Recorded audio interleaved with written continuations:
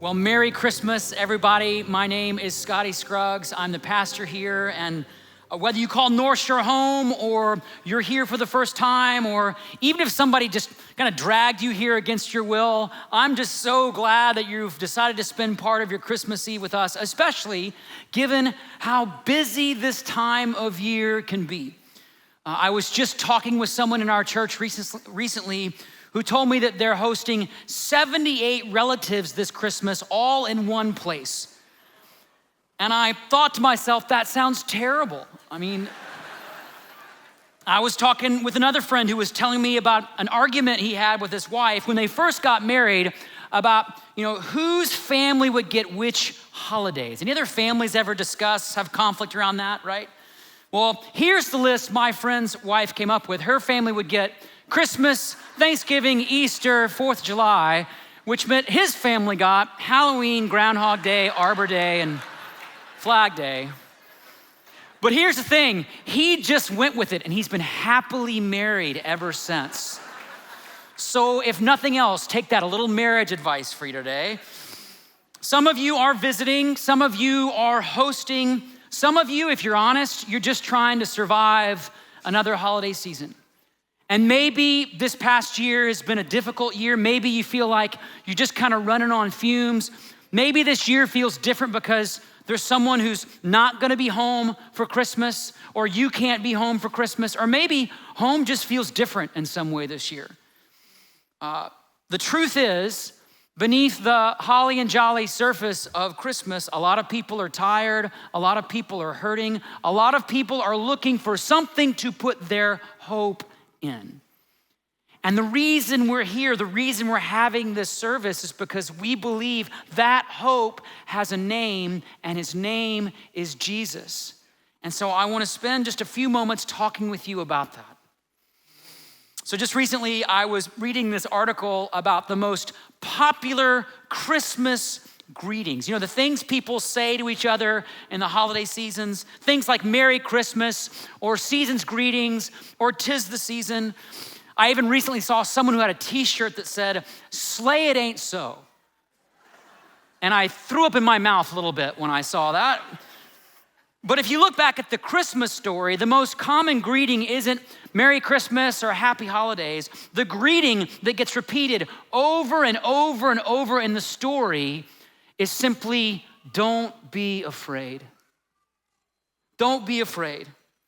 For example, when an angel appears to this man named Zechariah to tell him that he's gonna be the father of John the Baptist, this famous prophet in Jesus' day, the angel begins by saying, don't be afraid. When another angel appears to Mary to tell her that she's gonna be the mother of Jesus, the angel says, don't be afraid. And then perhaps most famously, when there's this group of shepherds who are watching their flocks near Bethlehem, and an angel appears to them and says, any guesses? Don't be afraid. And by the way, these words are not just found in the Christmas story, it's one of the most common phrases throughout the entire Bible.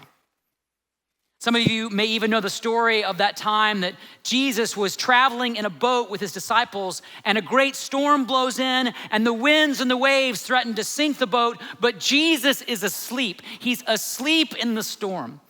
Kind of like that person who can sleep through like anything, storms, dog barking, baby crying, they're asleep. Anybody else know somebody like that? Some of you are that person, right? Some of you are sleeping right now. I can see you in the balcony, right? Jesus was asleep in the middle of this storm, and so his disciples, they go and they wake him up and they say, don't you care if we drowned? And Jesus gets up and he says, why are you so afraid? And honestly, part of me is like, really, Jesus? Like, I think we need to work on your pastoral bedside manner. Can't you see why they're afraid? Can't you see the winds and the waves and the storms? Isn't it obvious why they're afraid? Because that's how fear works, isn't it? It just seems so obvious to us all the reasons why we should be afraid. This past year, our 4-year-old son Jude went through a phase where he would get up in the middle of the night and he would come to our room and he would wake me up saying, "Daddy, I'm scared of the dark."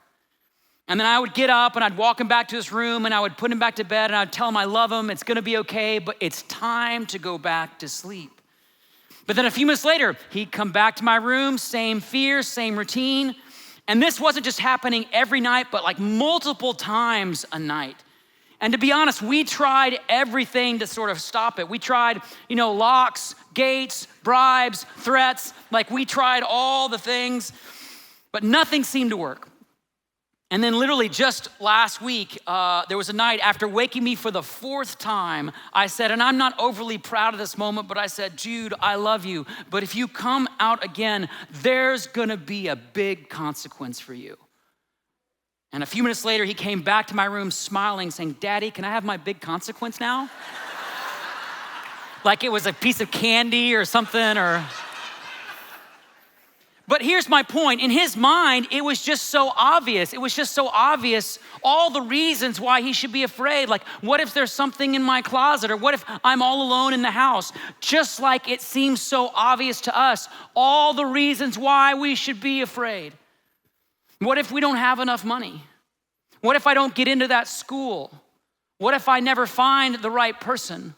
What if something really bad happens to me or someone I care about? And here's the thing, we all do this, right? I'm not very active on social media anymore, but someone sent me an Instagram feed that reminded me of how easy it is for us to worry about what might happen. It's by a graphic artist who has 2 kids. He works from home while his wife works outside the home. And it got started because his wife was always texting him because she was worried about how the kids were doing when they were home alone with dad. And by the way, she's probably not the first mom to worry about how the kids are doing when they're home alone with dad. So her husband, being a graphic designer, decided he would reassure her by posting some pictures, let's just say some creatively enhanced pictures of what he was doing with the kids while she was away. He sent this one to say, hey, we're just doing a little baseball in the backyard. Here's one that he sent saying, hey, we're just swimming in the backyard. Everybody's doing great. We're just up on the roof. One of my favorites, he sent this one saying, I'm just hanging out with the baby. It's just me, video games. By the way, parents, these are digitally enhanced. You cannot tape your kid to the wall. You can fantasize about it all you want, but you actually cannot tape your kid to the wall. Don't do it. But my point is, we all know what it's like to worry about all the what ifs in life. Maybe right now, you're struggling in your marriage or in a relationship and you're wondering, what if this never gets any better? Maybe right now, you're worried about next month's credit card bill and all the debt that's been piling up, and you're thinking, what if we just can't pay it all? Maybe you're battling something like a sickness or an addiction, or you're walking through a loss and you're wondering, what if I always feel this way? What if? Well, if that's you, you are not alone. Just think about the Christmas story. Think of all the what ifs that would have come to mind for Mary when she's told she's going to be the mother of the Son of God. Like, what if Joseph doesn't believe my story? What if I'm ostracized from my family? What if my child gets rejected? And I'm sure Joseph had a what if list of his own. What if we have to travel while Mary's pregnant? Or what if Mary has to give birth in some strange place like a stable surrounded by animals, which, by the way, is exactly what happened. And yet, it's in the middle of all this fear, all this uncertainty, that we're reminded over and over, don't be afraid, don't be afraid, don't be afraid, don't be afraid. Why? Because on Christmas, we discover that no matter what we are going through, God has come to be with us in it. You see, fear says, you're all alone. Nobody cares. It's all on you now. But on Christmas, God says, no, I have come to be with you no matter what it is that you're facing, no matter how messy it may be. Christmas also reminds us that whatever you're going through, God actually gets it. He understands it.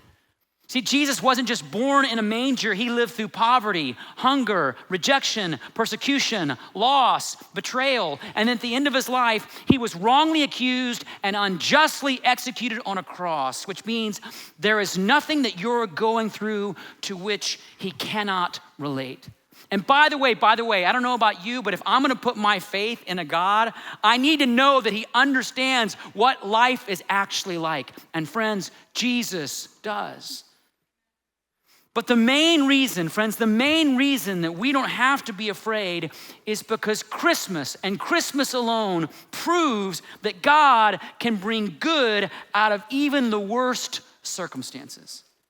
Because let's be real honest, if you were to peel back all the sentimental layers we've kind of attached to the Christmas story, you don't find a very merry and bright situation, do you? What you find is a poor teenage couple giving birth in a dirty manger, no family, no friends, no support system, no clear path into their future, and yet it's through this story and these circumstances that God brings his salvation to the world. In other words, God brought the very best outcome through one of the worst situations, which is why you don't have to be afraid anymore. Because if God can bring salvation to our world through a dirty manger, just think about what he can do in the messiness of your life, in that hurt or that hardship, that pain or that problem. Here's another way to think about it. When you put your faith in Jesus, all those what ifs become even ifs. In other words, even if you don't have enough money, even if you don't get into that school, even if you never find the right person, even if something bad happens, God has come to be with you and he gets it and he can bring good no matter how bad or dark it may seem. That's the promise of Christmas. And friends, I gotta tell you, there is no other story like this. Think about it. The world looks at your pain and your problems and says, don't worry, it's all gonna be okay. But a lot of the times it isn't okay. And there's nothing the world can do about it. And by the way, religion isn't much better because religion says it will be okay as long as you behave the right way or believe the right things, which sounds good until you realize you can't behave good enough and you can't believe sincerely enough. So where is the hope in that? But friends, Jesus is different. Jesus never said bad things won't happen, because they do and they will, because we live in a fallen world and human sin and brokenness is a very real thing. But Jesus came into the world with this promise that even if bad things happen, God can bring good out of it, even if you can't see it yet. There's a woman in our church named Gloria Ann who experienced a devastating loss in her life. It felt like the worst thing that could happen. And yet it was in the middle of all that brokenness that God's faithfulness became so clear and so present in her life. And she was gracious enough to share some of her story with us. So everybody take a look at the screen and let's watch some of her story.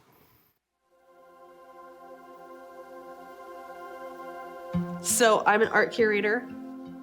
I met Miles through graffiti, and we instantly hit it off. It was just instant friendship. Love hadn't worked out for either one of us, but we love each other. So why don't he and I basically live our lives together? We're gonna get a place. We were planning on rescuing animals, adopting kids, and kind of like living our lives together. On August 14th of 2021, Miles passed away unexpectedly. When I met Miles, I was so broken. After losing him, I was just so angry and I was so fearful because I felt like that was like my person that had been taken from me. The Holy Spirit said, go to church in Kirkland. And I'm like, absolutely not. I have so much church hurt. You've taken everything from me. And God's like, you're going to church in Kirkland tomorrow. So I Googled churches in Kirkland and it was Northshore. And then I panicked myself and I said, God, I'm not going here. But if you have something for me, give me a sign. And right after I prayed that, Sam Roach reached out to me and was like, where are you going to church right now? Well, Sam worked at one of my first high schools, hadn't seen him in well over a decade. And so he and his wife go here. I know that you have something for me here, so I'll stay. I got as involved as I could. I ended up doing Alpha in the spring, and that gave me like a whole new community of people, friendships that I wouldn't have had otherwise. I went from like so scared of Christians to all of a sudden I have these like deep connections and friendships with people that I've never had before. So I signed up for the October baptisms, and leading up to the baptism, I was definitely nervous, but I knew I was like, okay, God has a reason for me getting rebaptized. I wore my t-shirt that was actually the t-shirt that they had for Miles' memorial. It had his artwork and it has his actual signature on it. And I got in the water and I remember like coming up and just feeling like that relief and just feeling like everything had just come full circle. God had called me back and I was his. Miles is gone and he's not coming back, but he's with Jesus now. And I get to honor his life. And then when I pass away, I get to see Miles again. And that gave me so much peace. And I know that he was in heaven with Jesus, and I know that they were just cheering me on together. I think that when God chooses you, he's gonna go after you no matter what. It doesn't matter what you feel like you've done that you don't deserve it. I don't care how hard you're running away. God is going to pull you back. God's grace will meet us where we're at, and we can't outrun God. Yeah.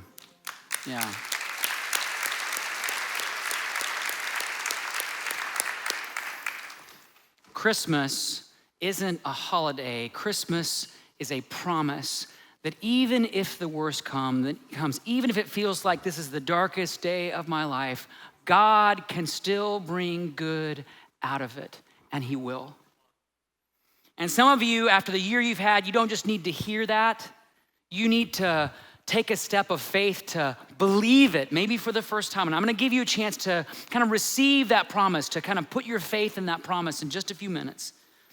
But before I do, as I was listening to Gloria Ann's story, it reminded me that in life, in order to break free or get unstuck from all those fears that are often holding us back or holding us down, sometimes we have to take a real tangible step of faith. Just like, think about the shepherds in the Christmas story. They didn't just hear the announcements from the angels and say, wow, what a great Christmas Eve service. We love the singing. Let's go back to our everyday business. No. They said, let's go and see this thing that has happened.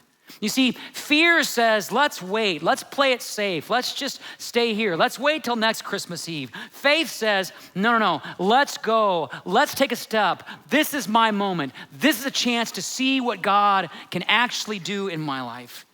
And so even though it's Christmas Eve and I know there's still dinners to host and presents to wrap and in-laws to avoid, my challenge to each of you is don't leave this service without making a decision in your heart to say, let's go, let's take a real step. For some of you, that might mean saying, hey, let's just go back to church this next year and start reinvesting in our spiritual lives. Because if you're honest, this past year, you've been kind of drifting, coasting, just kind of cruising through life, kind of, not sure where things are going. For some of you, that might mean saying, let's go get reconnected to community, to people through a life group or a ministry team. Because if you're honest, you've been kind of isolated this past year, or just your whole life's been kind of focused around you. For some of you, that might mean, let's go just get some help. Because maybe, if you're honest, you just need some help in your marriage or with your family or with that habit or that problem. Because if you're honest, you've been kind of struggling or hurting. And here's the thing, you can't heal alone. And friends, if you're not sure which step you need to take, there's an experience here at Northshore called Starting Point that I would encourage you to take. Starts on January 19th. It's right after church for 4 consecutive Sundays. It will give you a snapshot of who we are as a church, but more importantly, it will help you discover why you're here and what God has for you and what next step could be a life-changing kind of turning moment in your life. Even if life thus far has felt difficult or disappointing, God isn't done. And I'll be there on January 19th to help host Starting Point, so I hope you will sign up as well. You can do that on that QR code on the back of your program, or just find us out in the lobby after the service. But here's the thing, friends, it's real simple. If you want to experience the hope of Jesus, you actually have to put your faith in Jesus. You got to trust him in a tangible way. And some of you need to make that decision right now. And I know some of you may have never done this before. Maybe if you're honest, you just don't see yourself as a very religious person or spiritual person. Maybe it's hard for you to believe in the Bible or God or Jesus or stuff like that. Maybe you simply don't trust organized religion. And if so, you're in the right place. We are not very organized around here, so you picked a great church to be part of. Or maybe deep down in your soul, in that part of your soul that only you can see, maybe you're just afraid. Afraid because you think you've made too many mistakes, afraid because you feel like you have too many doubts, afraid because you feel like there's no way I'm gonna ever measure up. And let me just say, friends, I have been there too.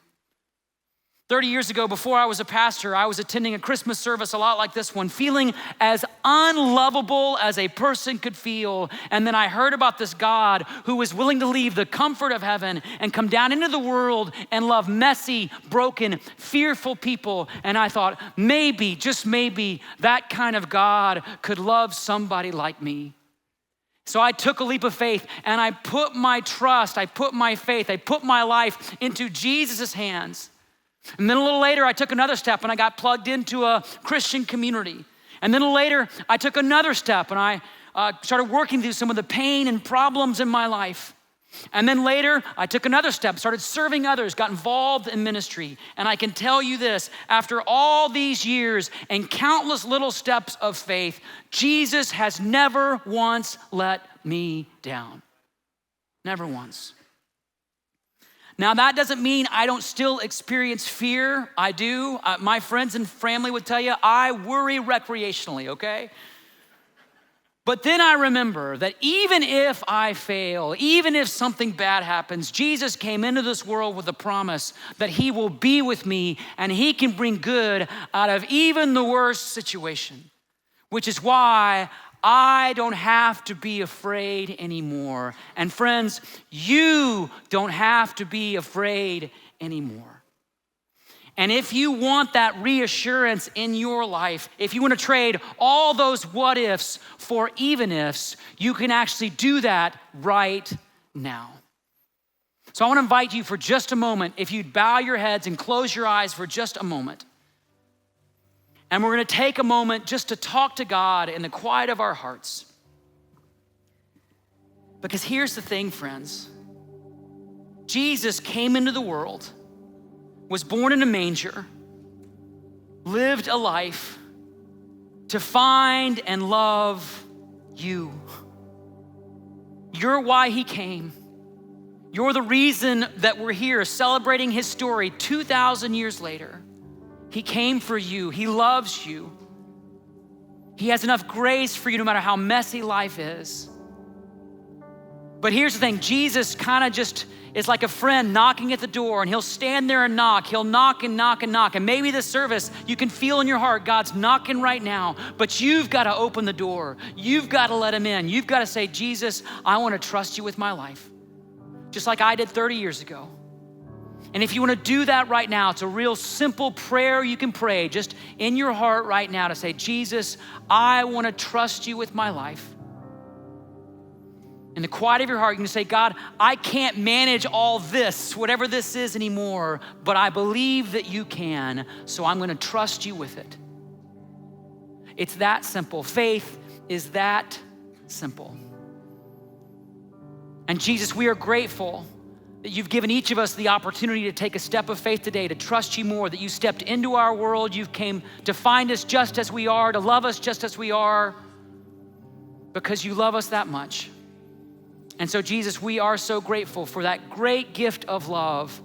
You came into the world to remind us right now, we don't have to be afraid anymore, because you are here and you are with us, and you can transform even the worst situation into a story of new life and new hope. And we ask that you would do that in and through each of us today and over the course of this next year. And it's in your great name, Jesus, that we pray this. And everybody said, amen.